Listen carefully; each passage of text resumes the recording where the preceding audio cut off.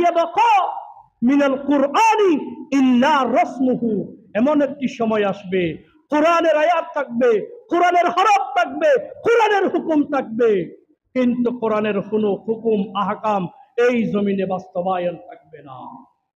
54 বছরের সরকার একটাও কোরআনের হুকুম বাস্তবায়ন করেনি।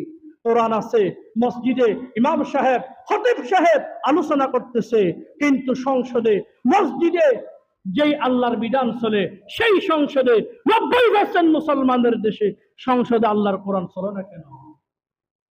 সম্মানিত ভাইসব, দুনিয়াতে সবাই ইসলাম মানি, কিন্তু কবরে গিয়ে আল্লাহ যখন বলবে তুমি কোন দিনের উপর ছিলা, তখন আমি বলবো দ্বীন ইসলাম।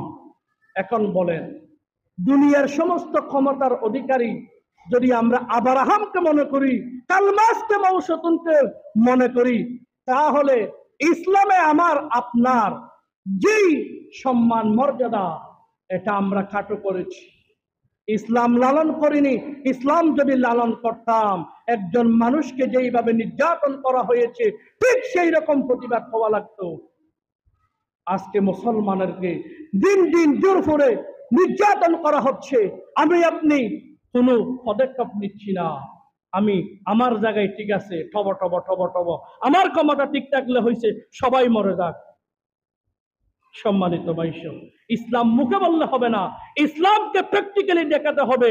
যদি এই দেশে ইসলাম কায়েম হয়ে যায়, একজন জেনাকার জেনা করতে পারবে না, একজন সুদখোর সুদ খাইতে পারবে না, একজন মদদি ব্যবসা করতে পারবে না, একজন কোন স্মাগলার ব্যবসা করতে পারবে না।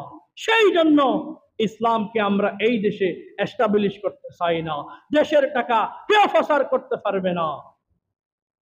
এইগুলা যদি ইসলামে থাকে, তাহলে এইগুলা কি আমাদের জন্য ক্ষতি নাকি আমাদের জন্য লাভ?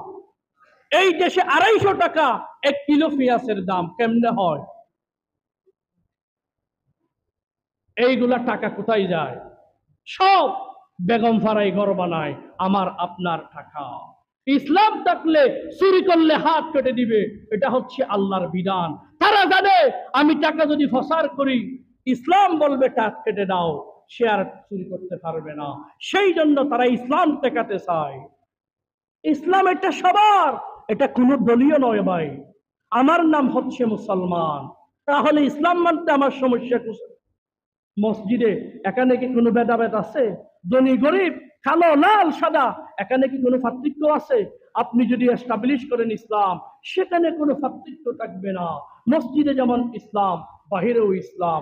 ইসলামের নাম সৌন্দর্য, একজন থাকবে 10 তলায়, আরেকজন গাছ তলায়, এর নাম ইসলাম নয়। ইসলামের নাম হচ্ছে সমতা। এক ভাই খাইতে পারে না, তাকে খাবার দিতে হবে। কেউ চিকিৎসার অভাবে চিকিৎসা করাতে পারতে না, আরেকজনের টাকা দিয়ে তাকে চিকিৎসা করাতে হবে, এর নাম হচ্ছে ইসলাম। আমরা মনে করি ইসলামকে আরেকটা জঙ্গিবাদী মামলা হামলা, এগুলো আমরা ইসলাম উপস্থাপন করেছি। ইসলাম তো শ্রেষ্ঠ ধর্ম। এর